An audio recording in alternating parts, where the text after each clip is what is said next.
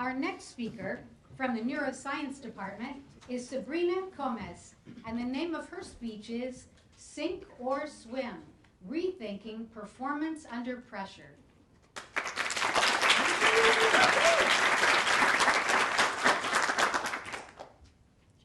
How well do you perform under stress? At what point do you just give up? This rat has given up. What you're looking at is an image of the forced swim test, a widely accepted animal model of depression.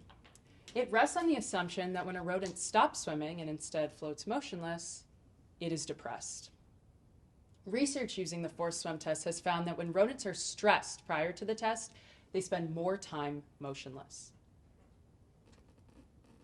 This thinking led us to a new interpretation of the forced swim test, not as a test of depression, but as one of persistence.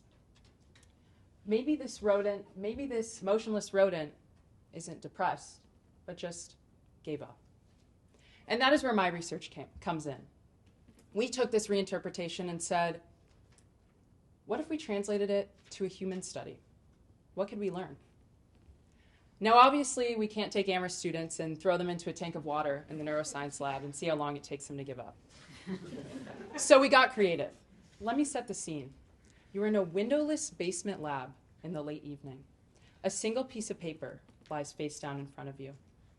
A camera is set up directly across from you. I pull up my chair right next to you and say, you may begin.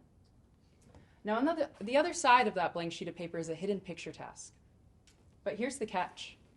One of the objects here is not actually in the image. You work on this impossible task, becoming increasingly frustrated as both the camera and myself watch intently. This is our analogy to the forced swim test, a stressful, frustrating, and impossible task. We put some of our participants into a stress condition by having them place their hands in ice-cold water prior to the task. Given the animal research, we thought that stress would make people do worse. Instead, we found the opposite. Stressed people perform significantly better on this task than unstressed people. So what does this mean? Contrary to popular belief, my research suggests that in some contexts, stress is actually favorable. Next time you sit down for a big exam or walk into a high-stakes meeting, remind yourself of my study.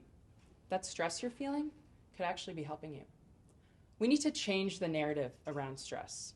Though it may make rats give up faster, it makes us humans perform better.